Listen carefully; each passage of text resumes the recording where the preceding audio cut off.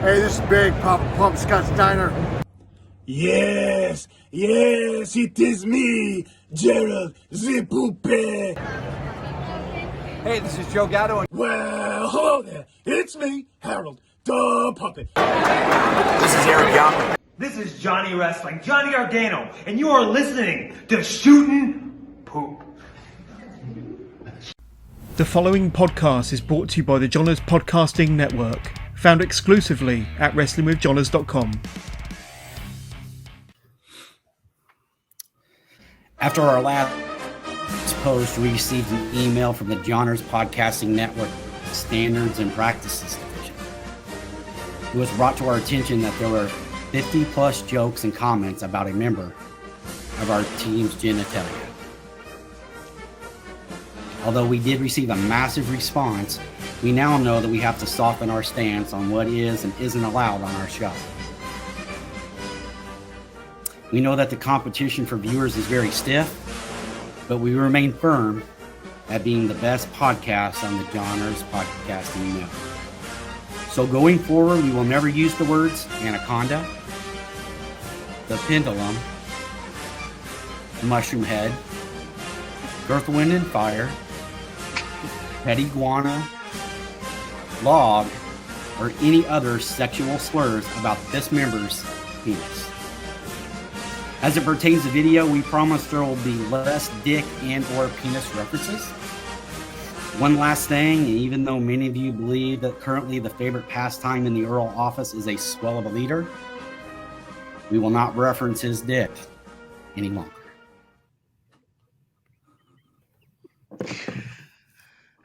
Thank you, Silver Wolf, for our latest injunction from the damn Johners Podcasting Network and the legal facilities. DDJ, the only thing we do is get in trouble. Let's start the music, man.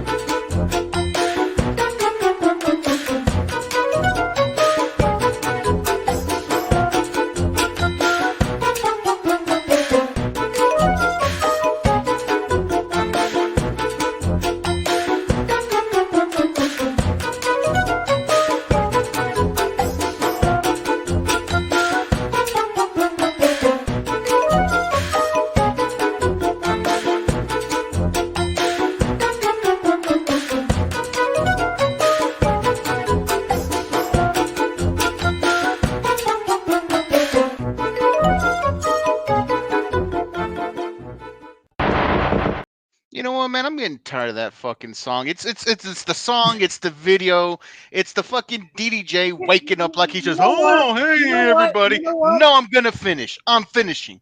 DDJ waking up from the middle of a nap. Joey K looking like he's jail ready because he's got his damn sleeves on. Sean reading about fucking Jeff Jarrett when he can't stand the motherfucker. And we know Sean can't read. And oh, DDJ just so happened to wake up just like, oh, hey, everybody. I'm just sick of the song. You know what? I am so fucking sick and tired of you guys shitting on the music, the theme, all this work that I put into this goddamn show. I put all this time and effort with all these links to do this show for you guys, and this is how it's going to be. Well, you know what? Watch this.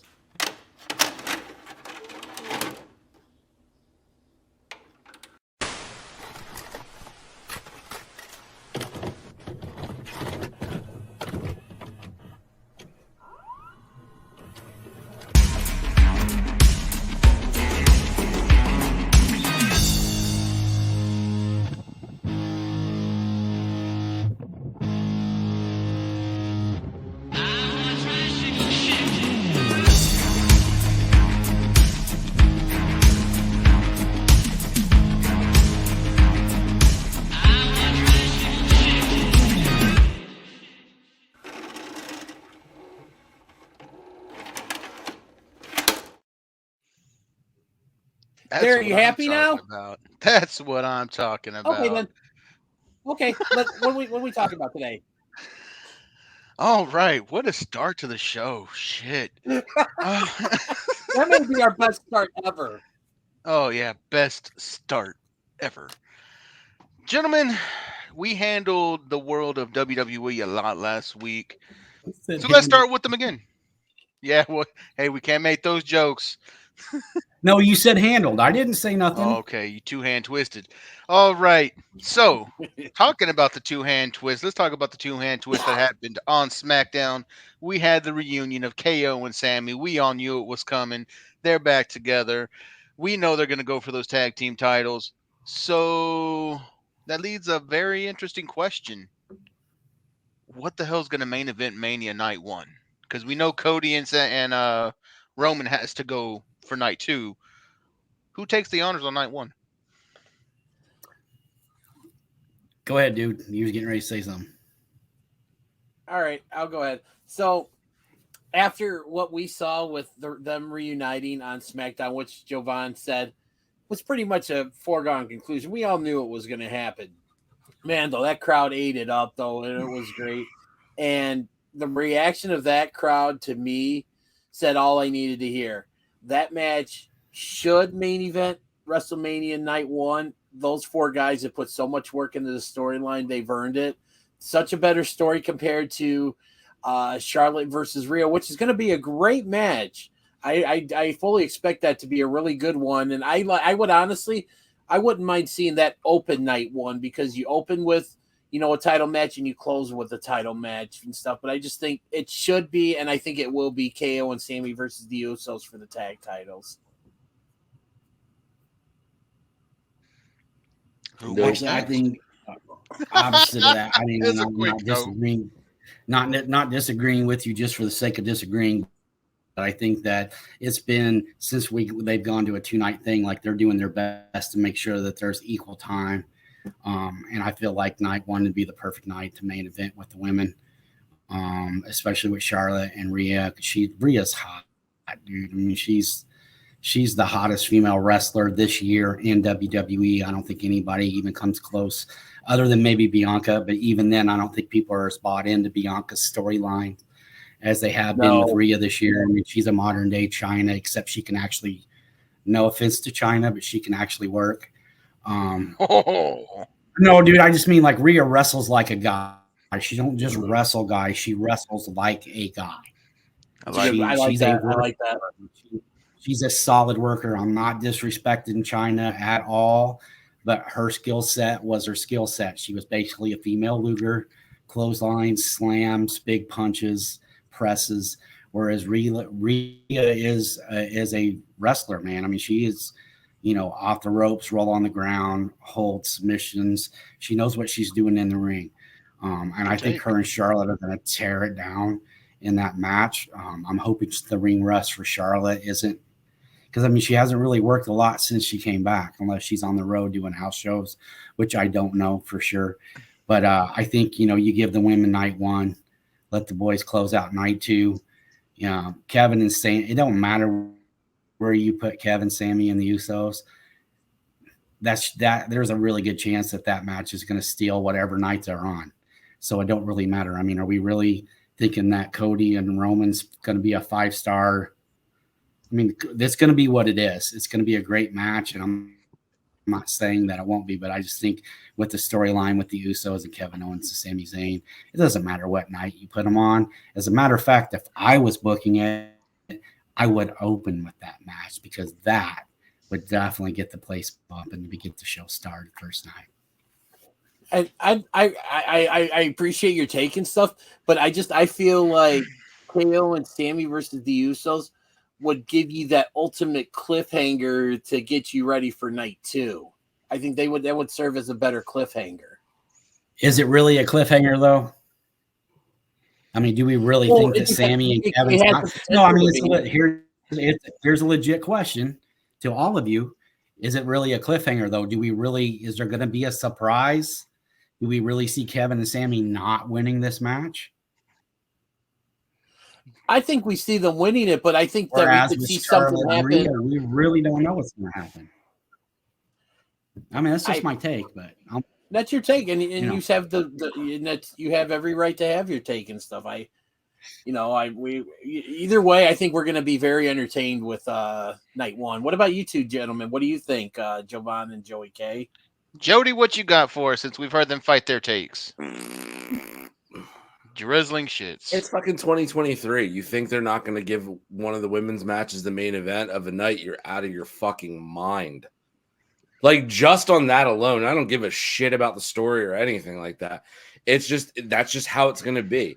One night's going to the women, one night's going to the men.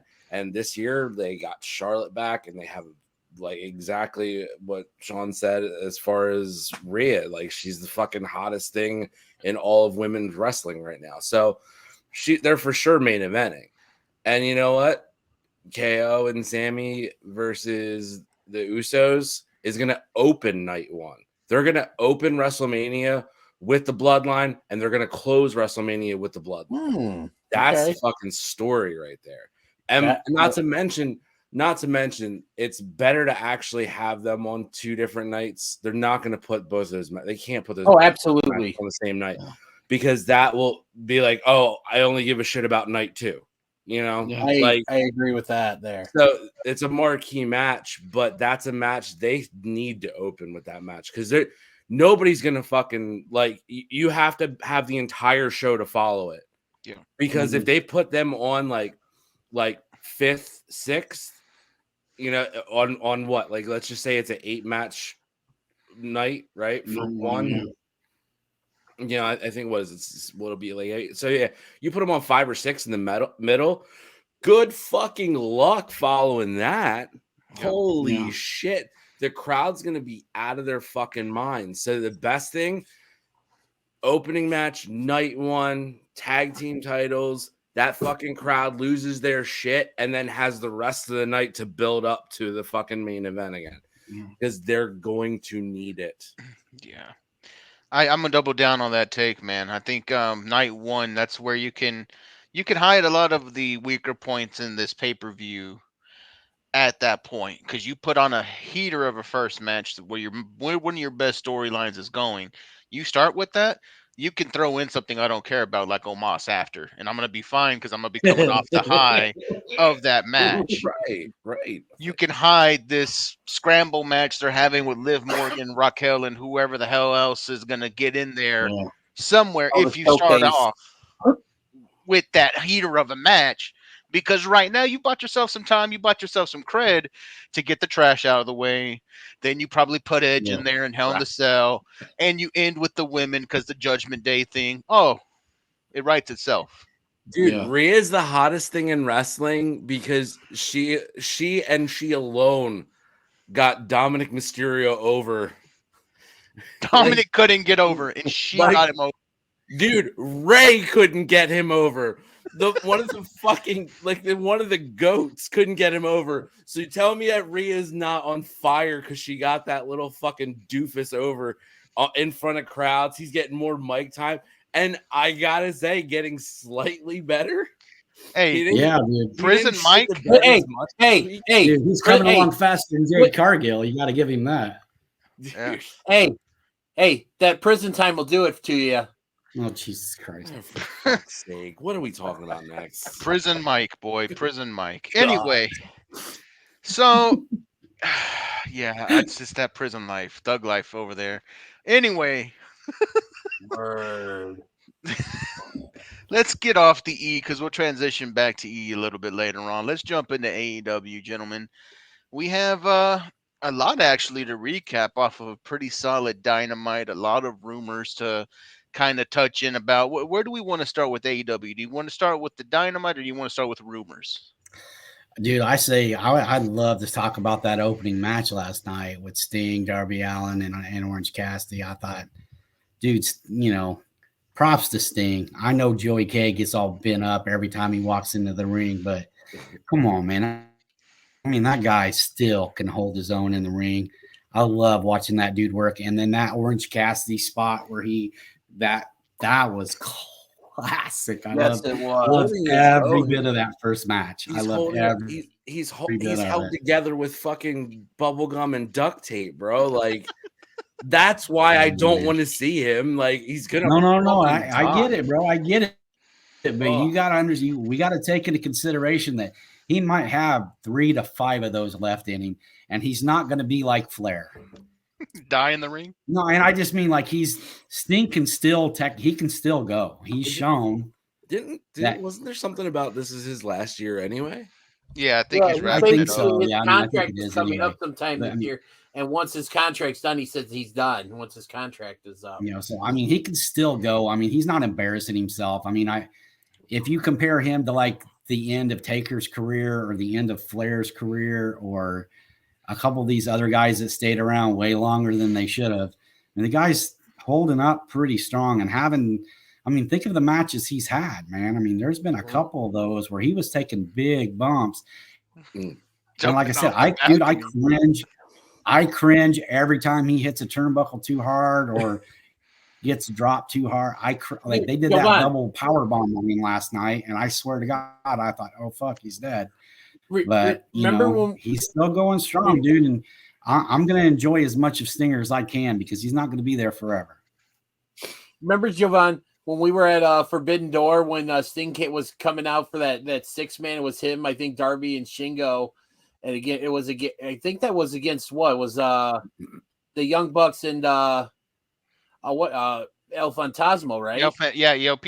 Remember, like when Sting come out in the lights round, we went all looking for him. Remember when he jumped from the top of the entrance thing and stuff? Yep. Yeah, man.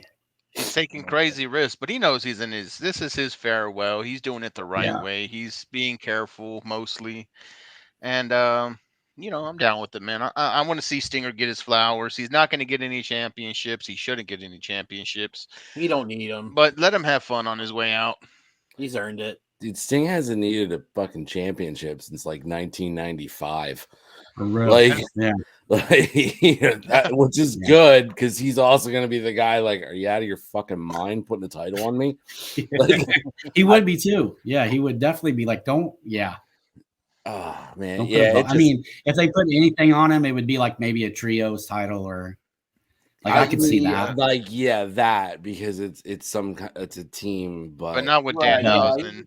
He doesn't need a solo championship. No, he don't need a championship at all, man. He don't. They know he's gonna be House of Black right now, anyways. That's a hell of a trio. House of Black I told you coming back and they're fucking just gonna tear it down. And I love House of Black.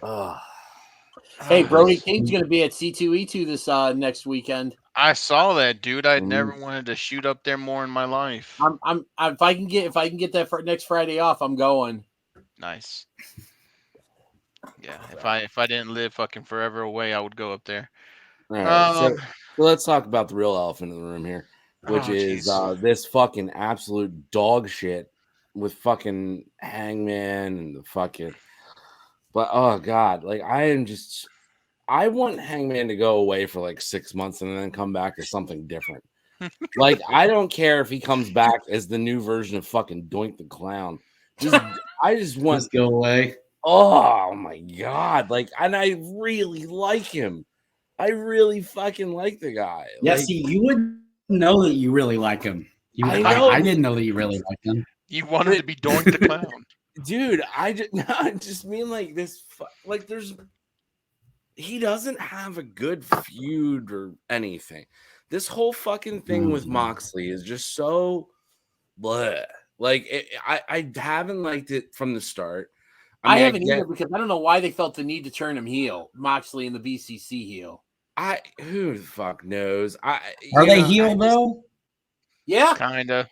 I mean, we don't know. Because my question is, are they heel because they're going after the elite? Is that why they're heel? Because I don't necessarily. We don't know that they're heels because they took the tunnels away, so we have no fucking idea who are heels now. Yeah, that's disappointing, man.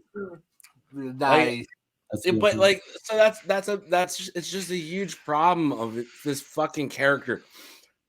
Any feud he has right now, just like, I just can't fucking. Yeah. There's got to be somebody that's gonna pull something the fuck out of him. I know you guys were all about like the fucking him and Kenny and all that build up and stuff. I've never been a huge Adam Page fan. Well, yeah. Him and Kenny were good. That was a hell of a story. They did everything Yeah, right but there, man, but just afterwards, Kenny they makes don't know what to everything. do. And Kenny can. Anybody that works with Kenny Omega is going to come off looking like $1 million. The god of pro wrestling.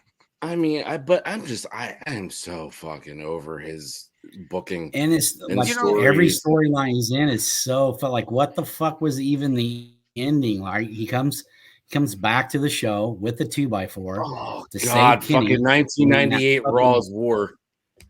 And that doofus Don Callis in his spray on tan like takes that weird bump for no reason, and now it's all he, like I don't get it. Like is Don's trying to break Kenny?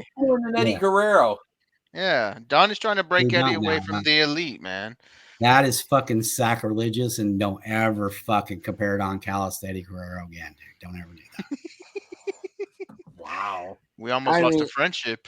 I mean, like it's Dude. all right. So this all led into the fucking main event. I love you, buddy. I'm just kidding. I know. Since Kenny stuck around, Kenny has the main event of the evening, which I hope fucking people enjoyed that match because it was probably the phenomenal. Best Dynamite match I've seen since fucking Dax versus Cash last year. Yeah. This time last year. I mean, holy shit. It was everything I wanted it to be. But you gotta fucking soak it in the dog shit of this whole fucking elite and Kenny thing. Like that match by itself. Fuck your story and your bullshit and your ambulance. Like, bro, like, come on. Soaking in the dog shit. You're such a colorful painter with words. Joey K. I mean, he's not wrong, man. I mean, there was this beautiful masterpiece painted, and then at the very end, they came in with spray paint and wrote their initials over all of it. I mean, they just shit on. I mean, it just killed it. It killed it. And I love the argument of people going like, the Bucks, they don't really. They were the champs, but they don't really book themselves. And look, they book themselves to lose against other talent. Yeah, okay. But your storyline, the elite, Kenny, the Bucks, your storyline, you're a fucking executive in this company. Your storyline gets to overshadow like basically probably one of the best AEW matches, period. Ever. Like they've ever had in that fucking company. Yeah. And it's like your storyline gets to dump on that, and that's how you're gonna wrap it up. And the funny thing is like nobody, they're like most people in the United, most people don't know who that is. Let's take a step back. And he had his coming out party last night, and they take a step back. Yeah, go ahead, bro. Take a step back because I like what you're going at, but here's the thing: AEW did their damnedest on that episode to let you know who this man was. And I know one of us, especially somebody in the yellow shirt right now, thoroughly enjoyed that and thinks that should continue. DDJ, let us know why you think they should keep up with that for these people that the common fan may not know. Oh, man. See, my and this is kind of what this is a little bit of a peek behind the curtain. We were all just trying to figure out, topics for this week's episode. And I was kind of thinking, when we talked about our previous one with KO and Sammy versus, reuniting that leading into what should main event night one. To me, this thing with, Kenny Omega and El Hijo del Vikingo, which they announced as a dream match, which it is and stuff for the hardcore fan.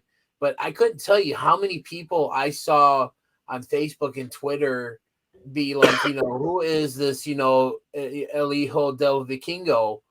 And honestly, for, the casual fan who, may not be, like we're all hardcore fans here, like, or at least I'd like to think that we are.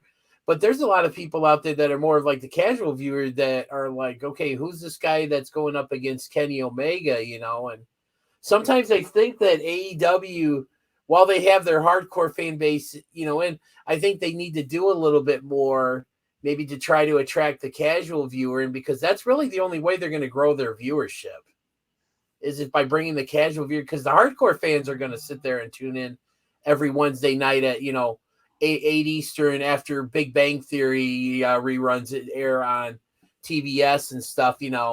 Like it's programmed in my head. Wednesday nights is the AEW Dynamite and stuff. But I mean, it's just I think they need to do more to for the casual fan. And one thing they could have done for the casual fan is maybe like a week or so leading up to this. They did the vignette during the show to explain who he was and stuff like. But they should do it, I think, like maybe the week before when they know they're going to do this. Be like, hey, this guy's coming.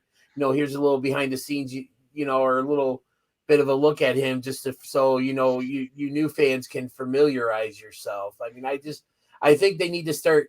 While they have the catering to the hardcore fan is great, you got to cater to the casual fan if you really want to grow your company. So here's my thing on that take, man, and I like it. I like your take a lot. But to me, the mystique of El Hijo de Vikingo is seeing him for the first time. Yeah. Seeing the moves for the first time. Yeah. If you've seen his highlight reel before this match with Kenny Omega, you already know these are the moves he's going to want to hit. And to me, for the hardcore fan, we know it because that's your move list, right? That's your set list. That's what you go to. But for the casual fan, you're going to see this guy and be like, holy shit, that was amazing. What the hell was that flippy thing he did into a cutter? That was fucking nuts. Into a head scissors. Dude, that's the thing. For somebody like him, I don't think there should have been as much build-up. I love the introduction of the story because what you don't know is this guy who was ranked number 8 in the PWI rankings last year came out of nowhere, and I'll tell you why. Kenny Omega, when he was the Megas champion in AAA, wanted to start picking his own people that he wanted to challenge. He said he looked at the talent they had there, and he started picking out people. Hey, I want to go against this guy, this guy, this guy. Somebody that he picked out but hadn't broken out yet was El Hijo de Vikingo. He said, I want to work with this cat. He said, this kid is doing some crazy stuff. I want to throw down with them. So you have to remember, in AAA, that Megas Campeón is one of their big belts. So they had. Where does it rank in the hierarchy of belts in AAA, Javon? Top 2. Is it like the Intercontinental title in a sense, or it's like when Raw and SmackDown were separated? It was like the SmackDown version. Okay. Yeah. So it's like their second tier belt. Their top guy, but part 2, but more like their worker, kind of like every week this guy's going to defend kind of thing. So like a universal championship type thing. Yeah. It's a TV title, man. If they're doing it every night, every week on TV, it's a TV title. It's not every week, though. He's doing it at the main shows, the big shows, the big events. But anyway. It's the belt that if you're good enough, you make the belt don't make you. Exactly. And Kenny, went out there and said he wanted to fight with this kid because he saw the potential. So that gave AAA a whole year while Kenny was champion. Kenny was the longest Megas champion in AAA history at 700 and something days. Kenny Omega has this long reign, and that gave AAA a year to build this kid up as a viable contender, beating people such as Psycho Clown, beating top guys like the Tejano, who I think is now going against as Tejano Jr. But anyways, beating all these top guys in the company that just started getting the name around. Whoa, this kid is doing crazy stuff. He beat Ray Horace. He's beaten, he's gone in there and started beating all the tops because this is who Kenny wanted to face. This is who Kenny wanted to face. Kenny gets injured. He goes out. He's out with the hernia for a year. And instead of letting that kid die down, AAA doubled down, put the belt on that kid and watched him just fly into unfreaking charted territory to where until recently they didn't want the rights of his matches even being aired outside of Mexico. Okay. Promotions like GCW and CCW had booked this kid to wrestle and Warrior Wrestling, GCW and Warrior Wrestling booked this kid to wrestle, and you couldn't watch it on replay and you couldn't watch it live because they didn't have the streaming rights to this kid's matches until people started getting into the back politics and be like, come on, man, that's some bullshit. We want to work with this kid in the States, AEW. And AAA finally started loosening up and said, you know what, that's fine. We can do it. So now you mentioned that. I want to interject something here. I don't know if you saw, but Warrior Wrestling, you mentioned them. They've actually got a show this weekend that they're actually going to be streaming free. I think it's on their YouTube channel or something. They're going to have every match except for the match that Vikingo is in, and they're only going to stream the audio only for that match. Yep. So What the fuck? Dude, What's there's the point still of that? people that What they won't the let fuck? them stream. Why would you want to just sit there and listen to it like a fucking goddamn 1928 Like a radio World Series show. game? Out of But- your fucking mind? That's the thing, dude. This guy is the man in Mexico, and they didn't want him coming over here and people seeing him for free. Because you got to remember, a lot of these Mexico shows, the ones that aren't televised and that are house shows, they're selling out. Any big shows that are on TV, those are pay-per-views. So for them, they didn't want their main guy coming out here and getting oversaturated. So they have theirs where he can and cannot perform, which I understand it's business. But the thing is, he goes on AEW, global platform, whether you like it or not. AEW is one of the big boys, and puts on a banger with the god of pro wrestling, one of the best men to do it, the 7-star Machine, 2-time #1 PWI overall wrestler of the year. And he comes out to a brand new fan base who now hopefully follows under AAA so they can watch some of his real good stuff. But like I was saying at the very beginning of all this stuff, the mysticism of him is not knowing who he was. Vignettes would have hurt that a little bit. Now, for people in the U.S., like when your Mance Warners came over, I would have loved to seen the highlight clip for Mance Warner. Mance has worked all over the States. We know who Mance is. When Eddie Kingston came over from, doing the Cody challenge, would have loved to see an Eddie Kingston vignette because, like I said, we know Eddie Kingston. Not a lot of people did know back then. Yeah. Same thing with Warhorse. Same thing that could have been said with Ricky Starks. All these people who were talent here, whose movesets weren't these big things about their whole persona. They have other things. Those are vignette people. But people who, when you've seen their top 5 moves, like John Cena's 5 moves of death, when you ruin that, that's the mysticism. It's gone. You can't unsee it for the first time. It's good time. Thanks. Appreciate that. You know what? Let's See what break up happens when you let AEW. you talk, man?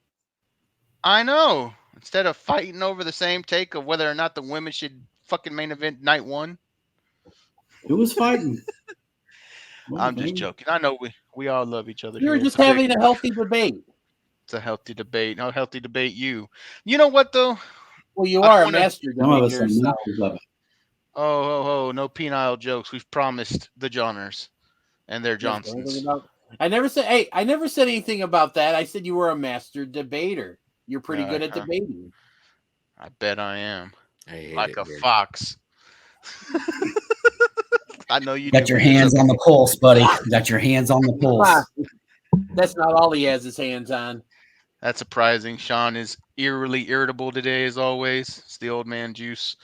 Well, before we get into rumors with AEW, let's break. Nice, man. What are you talking about? Just I know, joking, Sean. Bubba. He's just not being. He's not. It's. I'm with you on that one. Oh Lord, I got a nap today, man. Leave me alone. I'm feeling pretty good. Dude, I wish I could have napped today. Anyway, before we go into rumors on AEW, man, let's throw in a little bit of the stirring shit question of the week to break up the monotony. You know what? This is gonna be the last time I play this video here. So, get your licks in. He said lick. Every Sunday, we post a question in our official Facebook group, and you guys give us some really good answers. And now it's time to read some of those answers and for the boys to give their answers on the official Shooting Shit Facebook question of the week. Last time ever. Well, I hope the next guy that you get to do a voiceover doesn't sound like he's raping small children. Wow. What was that, Joey K? That's fucked up. Sorry. Hit the wrong button. I was just saying we probably hired some fucking chode to do it, you know. Oh, guys, I do stand corrected now that I'm looking it up. What was the main title, the Latin American Championship, is now the secondary tier. So the Megas Champion is actually the main belt now in AAA. Wow. Yeah, so that is the belt. So Stirring Shit question of the week was my question of the week, and you guys know we post this on Facebook. We take turns to see who can get the most responses. Sometimes I think it's all about quality, not quantity. Got a lot of good answers in here. Shut up, Joey. So, you know what? It's every like first and fourth week, man. Like the numbers go up, but then it's like in the middle. Yeah. You guys, It's more quality than quantity, first apparently. and fourth can kiss my ass. Here's someone's patting his ego. Yeah, don't pull an arm there, buddy. Anyway, my question of the week that I posted was a very easy thing to debate about. Pro wrestling fans, we always talk about who is on our Mount Rushmore, whether it be Stone Cold Steve Austin, Ric Flair, the Nature Boy, or oh, that's nice. You just have a Ric Flair fucking micro buddy at your beck and call. Did you know? I not only have one Ric Flair micro brawler at my beck and call right now, I have 5. You are such a fucking child. Like, oh, he said Ric Flair. I have my Ric Flair toy. Look, guys. Let's try this one. You are killing me, Like man. I said, a child's eye, but and then on top of that, you have to like double down on it, DJ. Like, whoa. I have 5. I fucking love you. Are they at least wearing different robes? Every time. I always have to wait have for some different fucking merch to come up or memorabilia to come up. Except for this one here. Oh my god. Oh, okay. That one he's bleeding. He's woo. Okay. Wait, what was that? Must have been Javon? It was a match with Dusty. What was your favorite robe one? Out of the brawlers that I have, or just my? Yeah, the brawlers. Whichever one you can show us on camera right now. I'd probably say it's I like this blue one here. Nice. Is that the butterfly robe that went missing that Conrad swears they can't find until they found it? No, that was black and white. I don't know. Oh, okay, that was found black it and in white. season 2. Gotcha. They found it in season 2. Well, back to the question after that little detour. We always talk about Mount Rushmore, and I wanted to go a little different this week. I wanted to know not who is on your Mount Rushmore, but who's the future of pro wrestling. We got a lot of great answers. A lot of people that are in some developmental areas, a lot of people in the indies, a lot of people on some main shows that haven't broken out yet. Let me get here. I got the. You know what, Javon? I've got. If you want, I already got it up. The page, the question. Yeah, Go I know. ahead. As soon as I said, I'm like, oh man. Go ahead, DJ, since you've got it up. Yes, I do. So it's a big list. I'm going to go with our buddy, our buddy, and the resident king of the Korean barbecue restaurants, Jordan. He threw out Nick Wayne and Billy Starks. Yes. Jerry Hayne, my cousin and a fellow brother. He mentioned Hammerstone from MLW. I could see that. That's a good one. We got Sean Boley with Roxanne Perez, Nick Wayne, Titus Alexander, Starboy Charlie. I think you have to say that one as Nick fucking Wayne, but go ahead. Nick fucking Wayne. Okay. There you go. Jeff Chadwick had Carmelo Hayes, which is a really good one. I think it's one of your guys. I love Carmelo Hayes, and I'll say right now, I think he's taking the NXT title from Braun next weekend. So, oh wow, we got Scott Cater mentioned throughout Austin Theory, Tyler Bate, Nick fucking Wayne, and Will Ospreay. I don't know if Ospreay belongs on that list. I think he's already came. Yeah, that was kind of the thing, but and then Sergio Flores wrote Austin Theory, Braun Breaker. Solo Sikoa, who I think is a good one. And then he threw in maybe Tyler Bate, but I think Tyler Bate's kind of along that thing with Will Ospreay. He's been out for a while. I don't, and stuff. But Yeah, I don't think he's up and coming. Yeah. No, So we got a lot of really good answers. Our boy Isaac at over at Such Good Shoot threw out Gunther, which is a really good one, and I even said that mentioned that I fucking love that answer. But I've got. Hold on before you give your take.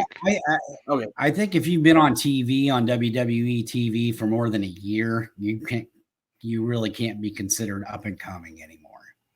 Damn. I mean, Gunther was world known before he even came to the States.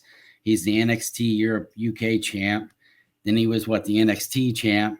Now he's the Intercontinental champ, and he never won the probably NXT. held. He never won NXT. Okay, well then, so then he's Intercontinental champ, and he's held on now to the third one.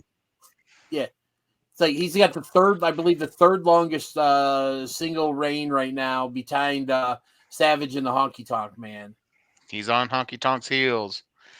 Before you give your take, and one of those guys deserved to be in the Hall of Fame, and the other one is in the Hall of Fame. So, I mean, I think we can say that Gunther really isn't up and coming. I mean, he's you got to, your WWE mark's going to throw these guys out. Solo Sikoa has been on TV and then, probably made more money in his first year of active TV wrestling than any other fucking performer in the history of the business. Because he's a member of the Bloodline, he's getting those checks. But but Solo hasn't really reached his potential, though. Yeah, and I think that's kind fresh. of the way. I think there are some guys that Solo Sikoa is going to figure into the WWE's long-term plans. I think, and I think he can definitely be the future of that company. He's not just a Bloodline member. When the Bloodline is over, Solo Sikoa, I guarantee you, takes a step. I agree with that. Yeah, he might take a step. We just don't know which way he's going to be. Before DDJ gives his honest opinions, I do want to say that you might shit on my list and my feedback we got this week and how it's always light around the second and the third weeks. Suck it. But anyways, this question was the first question to ever have a comment reported for what was it? Offensive nature. I swear to God, if you bring up Maria Menounos again, I'm going to lose my shit.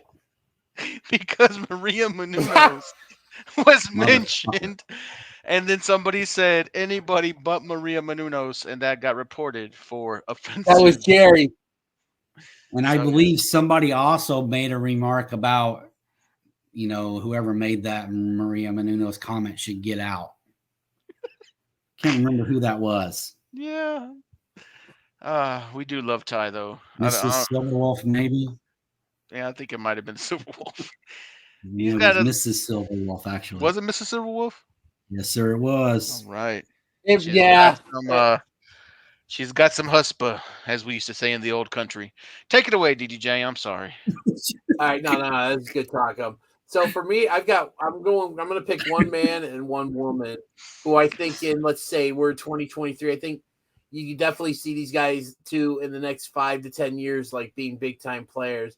For my woman, I'm going to go with Roxanne Perez. I think provided she stays healthy, I mean, she's only 21. I mean, she's already been Ring of Honor Women's World Champion.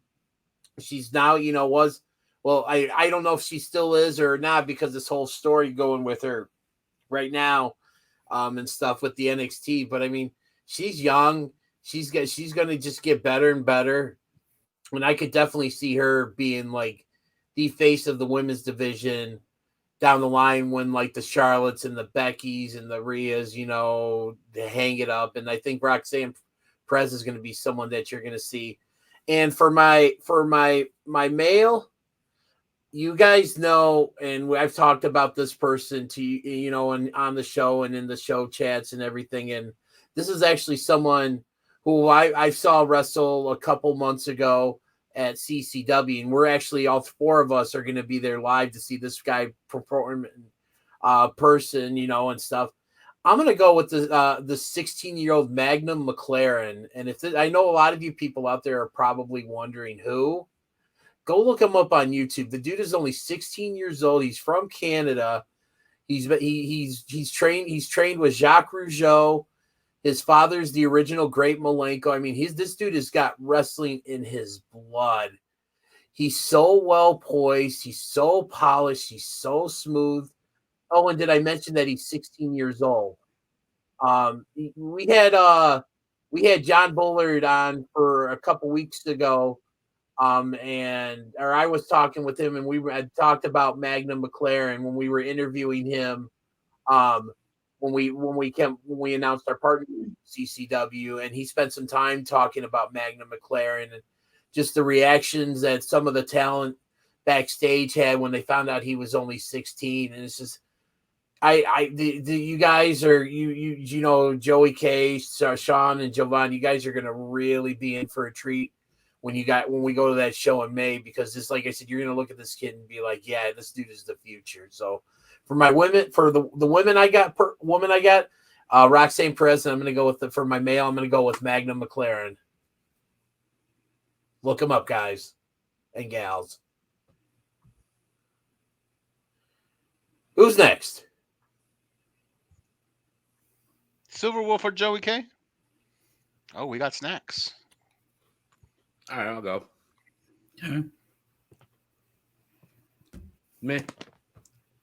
My answer is nobody that I've seen. There's nobody I've seen that's like, oh my God, that's it. Interesting. Yeah, that sums it up. Yep. I think pro wrestling stinks. And it's all going down the shitter. Thank God you do a podcast about it, dude. That's awesome. I have no idea why I'm here. I have no idea how I got here. No, I'm just fucking How around. was your meeting with Cornette? You know, it's such a hard question, because what do you really base it on? Like, you set that time limit of how long you've been on like national television or whatever? You know, I think there's a ton of good answers there, but I know, like, it's always like nice to look at like these really like young prospects and go, wow, you know, they probably got another like 15 years ahead of them. And some of them do, and some of them don't.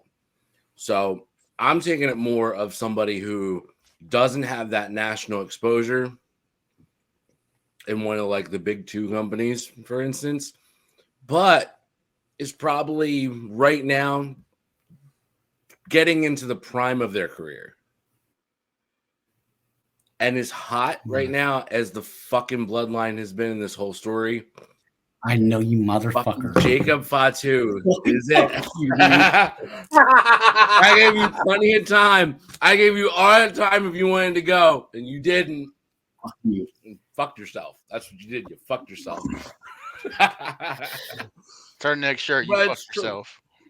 I mean, the guy, yeah, he's big. He can work. He's fucking terrifying. He'll beat the shit out of a fucking fan if you cross the line. I mean, yep. What's not to love? He's only 30. Jesus Christ. He's going into the prime of his career.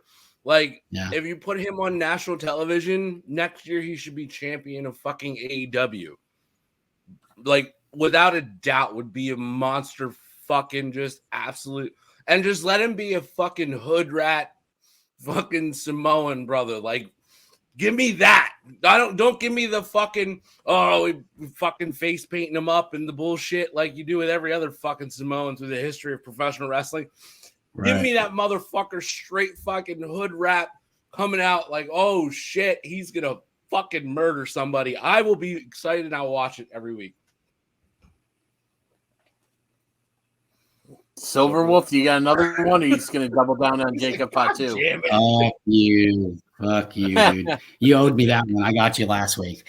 No, I actually, because like, you know, when we say up and coming, man, I mean, it's like I said, I don't necessarily think it. I agree with that in the sense of, like, to me, if you have had extended time on WWE TV or AEW for that matter, like, there's no more up and coming. You're there. What you do with it now is on you. So like guys like, you know, I somebody's Braun Breaker, and there was a lot of, you can always tell these guys when they're like WWE, like the stalwarts, because it's like Solo Sequoia and all these other guys. I don't disagree with Solo Sequoia as an up. I mean, he's young. He definitely has the ability to do it, but is he the best Samoan in the family? No, Jacob Fatu would wreck every one of them motherfuckers. And we've been to an MLW show when he first came to MLW Live, and the guy started a damn riot in the building. Yep. They were throwing beer bottles, water bottles, everything else. They just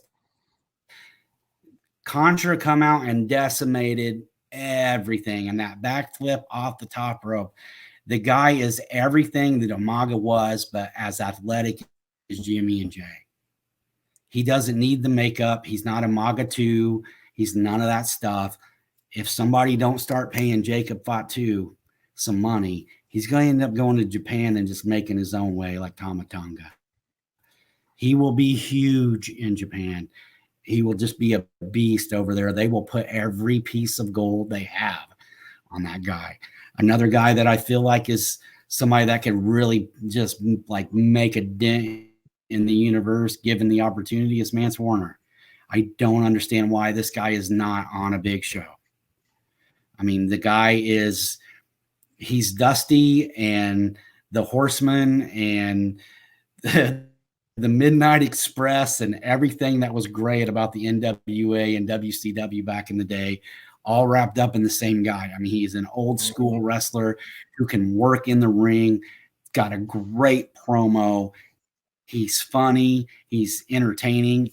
He can go, hardcore match. He can straight wrestle your ass off. The guy's just, when the light goes on, that guy comes to work. And as far as the women go, like I don't really, there's like nobody right now in my mind that's really like Roxanne Perez. She might be, but in my opinion, she's going to fall into that kind of Alexa Bliss category of she's going to get some big title reigns in WWE, but is she going to be like on the level of like a Charlotte or whatever? No, because she's just undersized and she's always going to be working from that point of view. And WWE just has a history. If you're under a certain height, man, they're just, you know what I mean? They're always going to promote the taller talents, and that's just the way they are, even now with Triple H at the helm. There is one, though, that's on the indie scene, Killer Kelly. Yeah. We've seen her on AEW. She's been in Ring of Honor. Been an Impact. She's 6 foot.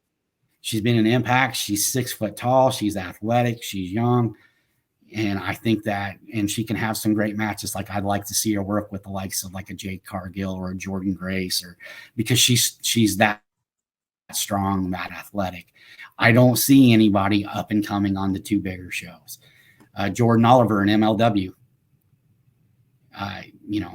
He's an unbelievable talent. And then you got all those guys in Impact that are, Josh Alexander, who is he an up and comer? No, he's got a heavyweight title, but if he made it to the bigger shows, then he'd be somebody that could take over the world because the guy's, an unbelievable wrestling machine. I mean, the guy can do just about anything you want him to do in a match.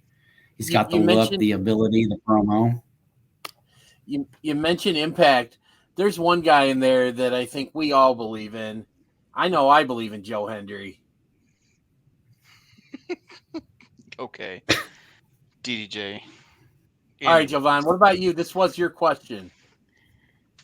You had me scared for a moment when you mentioned Impact Wrestling. But then you spout out the bullcrap with Joe Hendry. Oh, come on. While yes. Well, I thought he was talking to me. He's talking to you. Okay. I do believe. Yeah, he's talking to me. While I do believe in Joe Hendry, there's somebody in Impact that I believe in just a little bit more. And this guy is not only the future of wrestling. This guy is not only the future of pro wrestling, but in my opinion, if played right, this guy is the future of New Japan Pro Wrestling. That is the next, in my opinion, should be the next leader of the Bullet Club. The ultimate finesser, Chris Bay. Oh, that's a good one. Chris Bay good. is so slept Yeah, I thought on. you was gonna come with that moose bullshit again, and he's going to shut you down. But keep I going. didn't come with Moose because I know how you feel on Moose. He'll get his roses one day as part of the next Nation of Domination in the WWE. But Chris Bay, the look, the attitude, the promo, the moves, the ultimate finesser is everything you want in a top Gaijin heel that Bullet Club needs as a leader. Don't get me wrong, the son of Fit Finley doesn't really do it for me as a leader. I feel like there's going to be a run for Bullet Club, and to me, there's nobody better than Bay. For the women, I was going to ask what you thought about. So you kind of sidetracked over, the New Japan and Bullet Club. I was going to ask you get your thoughts on David Finlay as leader of the Bullet Club. But you kind of already said it, but and that. So what do you think about just a little bit of throwing something out there? What about Sonata? Like what he did, leaving LIJ to be to join that. What was it like? Just five guys or whatever. Yeah, it's just five guys like the burger place. It's terrible, dude. Yo, Japan's a wild, wild place, man. That's basically what happened. They came back talking about, where I went in America during my excursion? Well, I went to Five Guys. That's a good name for a faction. Fuck it, we're just five guys. But it sounds really cool in Japanese. So, like, fuck, like, whatever. I don't want to. Never mind. I'm not gonna go there. Anyways, yeah, dude. I think Chris Bay would kill it as the leader of Bullet Club. Put him in Japan. Let him lead it. Maybe means taking him out of Impact, but to me the kid is not being utilized to his potential. He's outgrown his current stomping ground. So in JPW, let him take the reins and do what Devitt did, do what AJ did, do what Omega did, and just lead a badass heel group that is going downhill fast. Ladies. Okay. I've toyed with this one back and forth, back and forth, back and forth. I have two that I really thought about for a while, but there's one I just keep going back with. Okay. To me, and I love the case for Roxanne Perez because I think Roxy will be something, just size issues, as you guys said. But there's this lady, and I think if given the opportunity, because she's not a size issue, but she may be a look issue in other places. But Sawyer Rex deserves some spotlight. And I think if she's given the opportunity with her move set, with her ability, that she could really flourish into being something. Like I said, we may have some of those issues with the look. A lot of people may not like the look, but she's a hell of a hand. Yeah. Masha too. Masha Slamovich. Masha as well. That's another Masha. one. I feel like Masha is Layla Hirsch 2.0. What stopped Layla Hirsch is Masha. Layla is such a small thing to be chunking people around, but when Masha does it, it's a little bit more credible. Hey, you're talking about Layla Hirsch, man. She may be small, but man, she knows how to play. She knows how to play in the field at a softball game. We saw that. Oh yeah, she's a legit badass. But I think Masha's going to do real well with that gimmick, more than Layla did, unfortunately. Hey, congrats to Masha Slamovich for becoming the GCW champion. What a match, dude! Fucking nuts. All right. So that was a Stern Shirt question of the week. Props to Nick Cage for putting the female over, man. I think that's pretty awesome. Dude.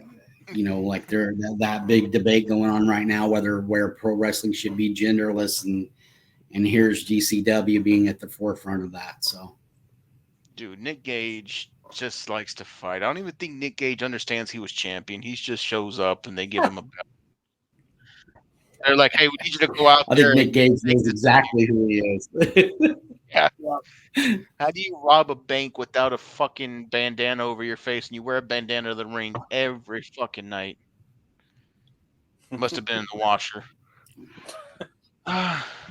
Methamphetamine is a hell of a drug, baby.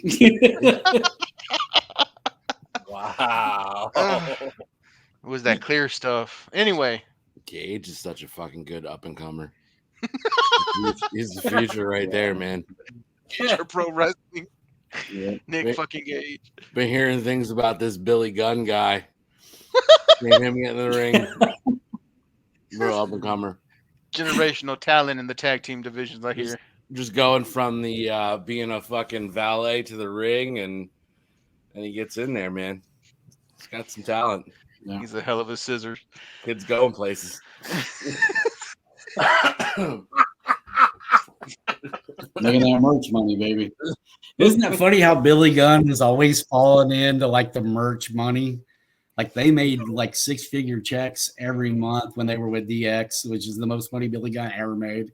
And now he's with these guys and his t-shirt. Like the guy's just cashing checks and not doing shit. I mean, he's literally had probably one of the weakest careers of any known Hall of Famer, except for Honky Tonk Man.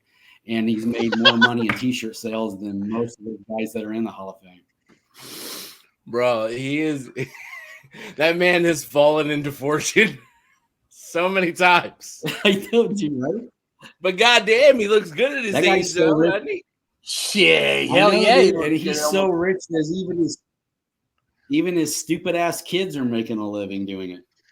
Yeah, and it's isn't it weird? And I saw this when somebody asked them this question. It's weird that they don't look alike, the two of them, but they somehow both look very much like their father.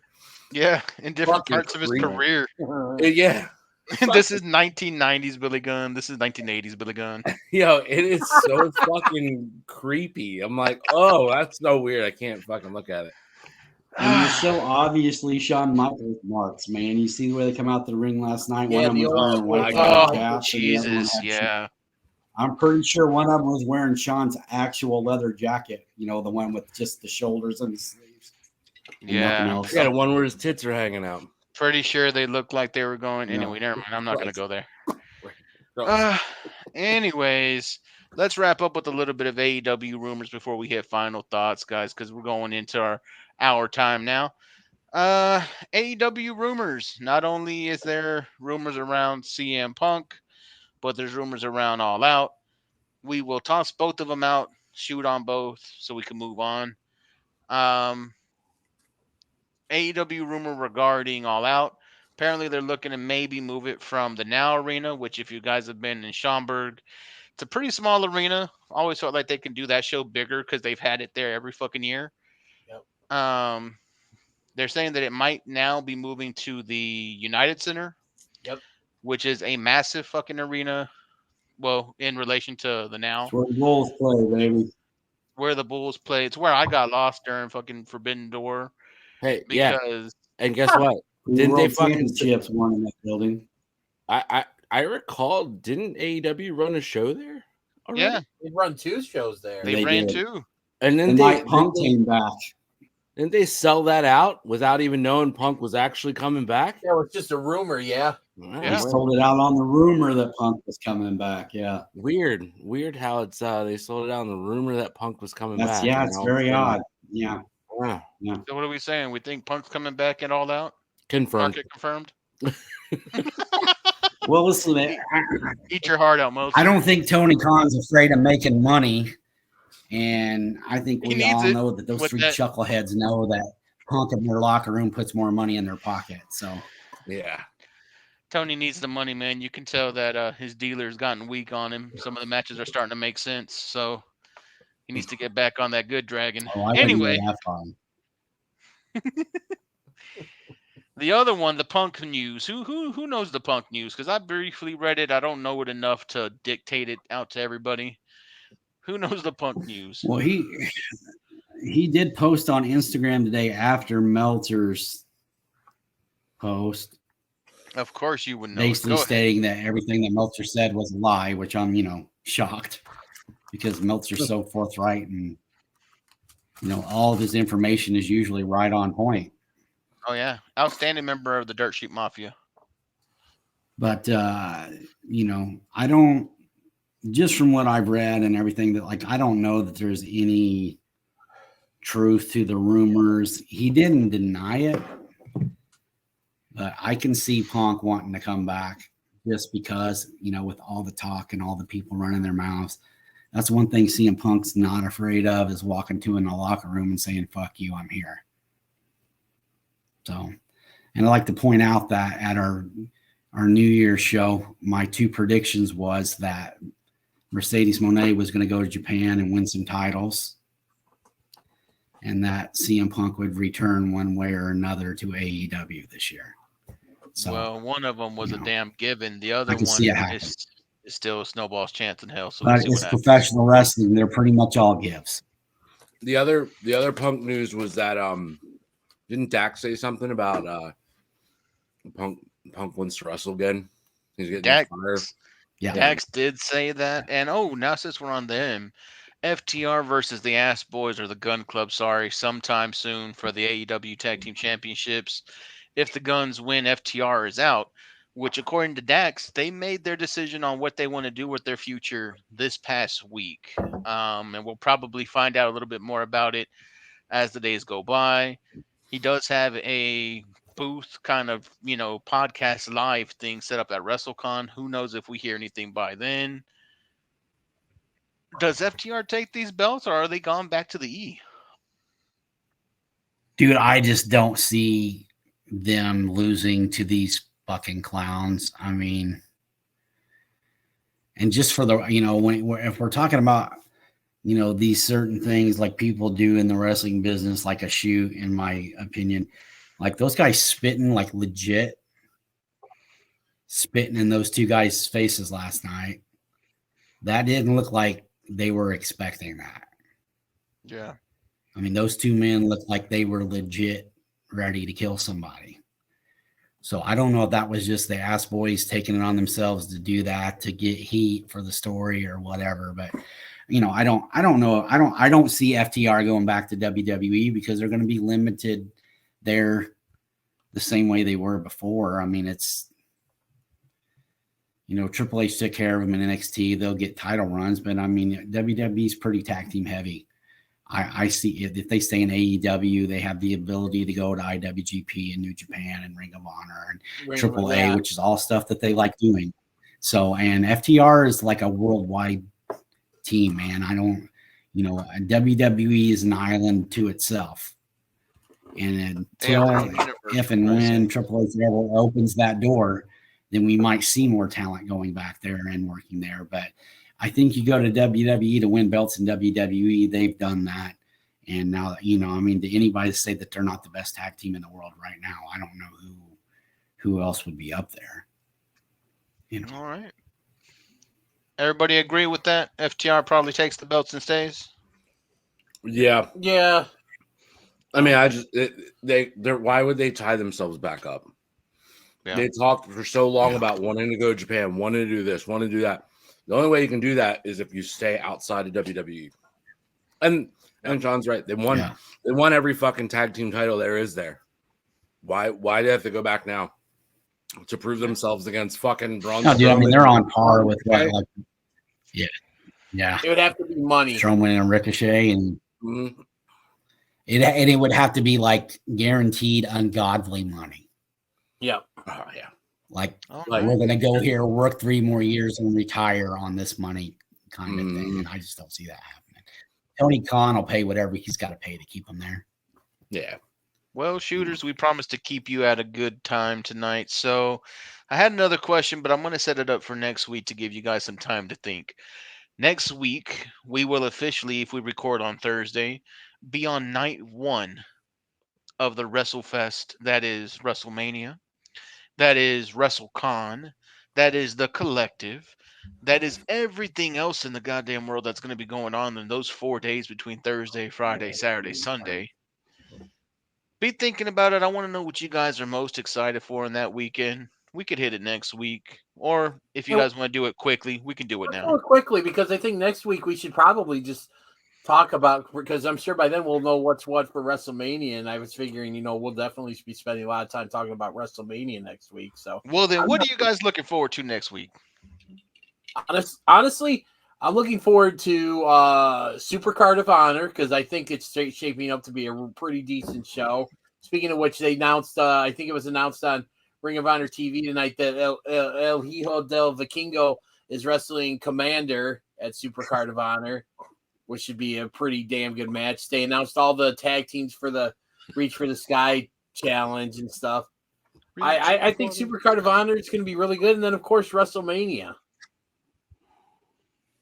All right. Jody. Man. I don't know. All the Mania shit is always really good. You know, it depends on who else is going to the Hall of Fame, if that's going to be a fucking stinker or not. I don't know. That is true. Dude, yeah, I'm not really excited about the Hall of Fame this year. I don't really care about the Hall of Fame this year. We're getting close not to have a full class already. Yeah. But I usually watch it. It's, ever since Bret Hart got tackled, it's like you fucking can't miss it now. And speaking of which, FTR beating the shit out of that dude. Dude, I loved him punching that. And Ronda Rousey's husband too. Yeah, Travis Brown. Oh, Jesus Christ. Anyway, yeah. Yeah, I mean, Mania is Mania. I'm gonna watch it no matter what, even if I'm not high on the WWE product. So I'm excited for that. Super card. That's probably be a really good card. I'm just thinking about it like, hopefully it feels more like a Ring of Honor show. But yeah, it's probably it, man. All right. If you would have asked me before news breaking that Will Ospreay is injured, I would have told you Impact's multiverse this year. Oh yeah.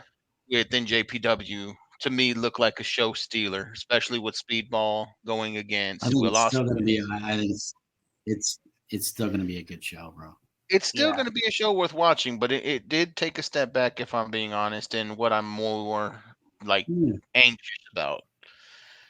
I think the thing that I am really, really, really, really interested to see this weekend, or that weekend, excuse me, that's up and coming, I'd have to go with Ring of Honor. Even like Joey K, like you just said, we want to see if it looks like a Ring of Honor show, if we get the feeling back, if the crowd gets back. We need the matches to feel like it. But we have the beginnings and the match card to bring it out. Everything that I've seen from the Ring of Honor TV show, like the 2 episodes I've watched, have felt a lot like Ring of Honor and a lot less AEW. So I'm hoping that kind of carries over. So I'm very cautiously optimistic on Ring of Honor's pay-per-view. All right. But, ladies, now it's time for Sean, what about you? I don't think we heard from you. That's all right. His was I don't care what I think. His was NWA. Hell, what's the latest one coming up? 3-1-3-1-2. I will lose my shit on you. Go ahead, brother. What's your take? What are you looking forward to? Actually, dude, to be really honest with you, this is the first Mania I've looked forward to in a while. For a couple reasons. One, in the past few years, Mania really to me has just kind of been, it's so big and so stupid, and there really wasn't a lot going on as far as like storylines that I cared about, or even, like Roman being in matches that we knew he was going to win. And, but with the culmination of this Bloodline storyline, and I don't know if it comes to an end next weekend, but that's why I'm excited to see, there's rumors that he's taking some extended time off, and, fuck yeah, the dude's earned it. I mean, he's been on a run like nobody has seen in a very, very, very, very, very long time. Also, then you throw in the fact that it's Cody Rhodes, and everybody knows that I'm a hardcore Rhodes family mark. If it's just the fact that it's Cody wrestling for the title, and if he does win it, man, I am legit. It's gonna be emotional for me just because it's Dusty. You know what I mean? And I mean, it's what it is. Also, I'm looking forward to, our live shows after that night and just being able to get on with you guys and breaking news and jump We need a out breaking and news let the world know what Shootin Shit thinks of night one. Oh, was we not supposed to say that? You just broke it, baby. My bad. It's all good. It's all good. Night one, getting on, with you three idiots, night one, and giving our take and going into the next night. And, just Mania this year to me is going to be, I'm looking forward to it. First time in years. I'm really, really excited about Mania. So, and speaking of live, feeds and streams and reactions and stuff like that, our boy John Scott, who runs the Johners Podcasting Network, is going to be doing a live stream reacting to WrestleMania, both nights 1 and 2, and I'm going to be on there for a little bit at some point. Don't know when yet and stuff. So we're gonna be all over WrestleMania weekend. I might jump on with you just to make it fun. Oh, you know what, Silver Wolf? I didn't get my retainer, so I'm not doing that. I don't work for free. So, Joey K, did you get your retainer? I don't even know who these people are talking about. Yeah. They're the people behind the legal group that slapped us with no more dong jokes. Yeah, fuck them. Our business managers aren't as good as Joey K's or Javon's and DDJ's apparently. On other news, back to the Rhodes news before we give up final thoughts. Shout out to the Rhodes family, man. Dakota Rhodes, and any day now, man. She's due to deliver that baby. So another, I think she said was a boy. So another male Rhodes is on the way. Third generation. That'll be third generation, baby. Was that the grandson of a plumber? The grandson of a the plumber. Yeah. Well, if Dusty was the son of a plumber, great grandson of a plumber. Yeah, great grandson of the son of the son of a plumber. The grandson of a son of a plumber. Oh, we are fucking stretching. Let's wrap this shit up already. Good fucking God. I am done with this Settle job. down, Philly. All right, settle down. Take us to final thoughts. Final thoughts, ladies and gentlemen. Who wants to start first? Fuck all. My final thought is this show should not be a fucking hour and a half anymore. I'm exhausted. And then you guys arguing semantics over, grandson, great grandson. Who the fuck cares? Jesus fucking Christ. I'm going to throw myself I don't know what you're complaining about, man. I got to be up in 4 hours too. Suck it up. Oh my God. It's the second shoot we've ever had on the show. Anyway, is that your final thought? Yeah, it's pretty much all I got, man. Fuck it. I don't know. I don't have anything poignant or fucking. DJ, what's it going to be? Walmart shopping carts, Amazon, or bowling this week? Honestly, it's just, you know what, we mentioned this earlier in the show about the new look for the show debuting next week. I'm really looking forward to, all of us unveiling the new look and format for the show and stuff. And spoiler alert, Jesus. Oh, it already been spoiled. What are you talking about? But I'm just looking forward to the new look and everything, and just seeing, what everybody thinks of it and stuff, and I mean, speaking of things with our new logo, go buy your shirt, please. There's the QR code that takes you right to the store. Hey, Silver Wolf, are we bothering you down there, buddy? Yeah, look at that. Sean got his. Look at that. Yeah. That's a beaut. I don't know. Maybe it's because I'm a bigger mofo, but I felt like mine had the logo up on the neck, which I get it because you have to get more of the fabric for the bigger dudes. So maybe they put it right on the neck to be like, take this, you big motherfucker. But anyway, it looks good. Like, is that your final thought? No, that's not my final thought. No, I'm sorry. Silver Wolf, final thought. Go ahead. I think you broke Sean. I'll give you a second to give my final thought then, man. You're okay. I'm sorry, man. I'm sorry. God damn it. I know. Not only did I pay more for it, but it's fucking on my throat. Like, it looks like I got a choker that says shooting shit. Anyways, For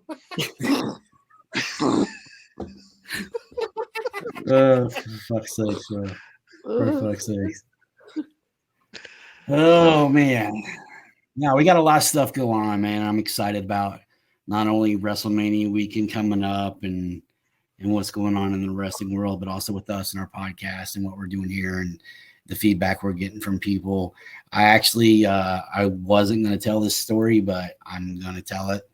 About a week ago, I was at our local Walmart here in Bourbonnais and was approached by a, probably 19, 20-year-old kid.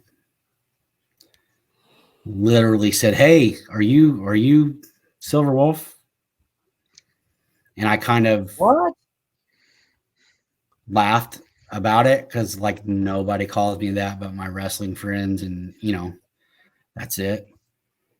And I was like, yeah, I'm Silver Wolf. And he was like, dude, I watch your podcast. He goes, my buddy Josh turned me on to your podcast. And Josh is a kid that I had met who works at Culver's. We were just going through the drive-through line one day. And of course I had on I don't remember what wrestling t-shirt I had on, but I think it was a CM Punk shirt. And that's what started the conversation. And me and Josh became Facebook friends. And, he was just, it's just one guy that's friends with a guy that I know that's on my Facebook page. But yeah, was walking through Walmart and got noticed for our podcast, which, it's kind of a cool feeling, kind of humbling. My daughter keeps telling me that she's living with a celebrity, and I keep telling her that, for us to be considered celebrities, we need about 550 more views a week than what we're currently getting. But it's just kind of cool to know that there's people out there watching what we're doing and enjoying what we're doing. So, I take a lot of pride in what we do here. And I know there are times where we get carried away with, the dick jokes and the other stuff that we do. Hey. Sometimes wrestling gets lost in the mix, but ultimately this is what we do and this is who we are. And I'm very, very proud to be a part of it. Yes, it's dumb and it's fun and, but it's a part of my week that even though I'm up in 4 hours getting ready for work, it's something that I look forward to doing every week with you guys. So I'm still very, very proud to be a part of it. And I'm very excited for next week with our, the relaunch of all the new stuff and everybody getting a chance to see all the work that our friend Corinne did, getting everything ready. And we're going to pump her up in the quotes and stuff next week, and also the new voiceover guy for our Shootin Shit question of the week. I can't wait to see what this ass clown looks like. So I'm really excited about what the show is doing. We had to pay a lot of money for it, man. Dude, it's not like the guy door dashes on the side to make his living, bro. That's a highly paid voice actor right there. You know what I mean? So very excited about the future. Love you guys. Thank you. Go ahead, Hot One. We're all just in good moods tonight. That's great. So I'm just gonna end it out easy. Thank you all for listening, man. As we're starting to grow, Josh, Jordan, whoever these guys are, all of these other guys that are listening, man. Everybody on the pages that listen, Mom, what's up? To everybody that listens out there, Mama Premier, Christine, what's going on? Hopefully not Matthew, but we're gonna be nicer to your dad, so maybe one day. No, dude, don't ever let Matthew watch this shit. Don't ever let him watch this shit. I know, I won't. To Lady Silver Wolf, what's good? Yeah, man. Thank you to everybody that's been here. Our day oneers, like our friends over there at Such Good Shit, they have their day oneers as Mr. Wade Green. And I know, Wade, you listen to us too, man. So hats off to you, Wade, day oneer. But hats off to all you day one people who were with us back when the logo was a ripoff of Bullet Club, the original logo, and then we got the Bullet Club looking logo. And now we went through our cartoon phase and we're going into our next phase. We went from ripping off the Bullet Club to ripping off the Firefly Funhouse, and now we're ripping off Miami Vice. I mean, it's the 80s in general, not to give away too many spoilers if you're not watching the video feed and you're just listening to us ramble while you're working out. Keep doing that because we need those listeners on Spotify, on Apple, everywhere where you Google. get your podcast. We need everybody that's listening, not just watching. Listen to us too. Listen to us while you work out. People said they love listening to us while they work out. To everybody busting a workout right now, get that sweat on. I don't care what you're doing. Give it another rep. Don't fucking stop. You better eat your damn vegetable. You better say your fucking prayers and keep Take on. your vitamins. Keep If it you on. message us and tell us that you are fucking working out to this podcast, you fucking message me and tell me that, and I am gonna go full on fucking Rick Rude heel promo to get you motivated for your fucking workout. Call them Silver City Sweat Hogs. So thank you all for listening. Really, honestly, we've got a lot of big things coming up. Keep watching on YouTube. We get great reactions out of YouTube. Yay! Shout out to Benji from FSGP, who is our official Wrestling Predictions League partners. Benji is a proud owner of that beautiful shirt that Sean was holding up. I was gonna say, man, yeah, he's rocking a nice shirt. Great. He's rocking a nice shirt, and I'm still rocking that Evolution World title because I'm not giving that shit up. So yeah, man. Thank you all for listening. Mania Week's gonna be nuts. Keep staying with us because it's gonna get a lot cooler from here. I swear this is the last time you have to hear this piece of music. So thank you to the ladies in the payroll and accounting department. Thank you to the Johners Podcast and Network for always cutting our legs out under us when we try to use dick jokes. Thank you to the boys and girls out Third there leg, in catering. Our third leg out when we're trying to stand. Thank you to the Ham and Eggers and catering for doing what you're doing. You are not the future of pro wrestling, but you will put them over. Thank you for all you do. And thank you for listening. Have a good night.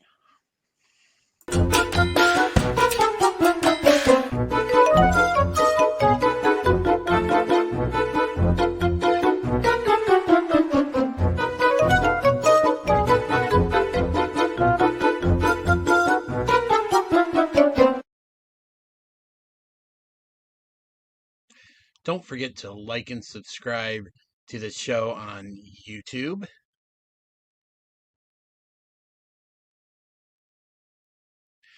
And find us on Facebook at www.facebook.com/groups/SHOOTINSHT. And thank you so much for watching.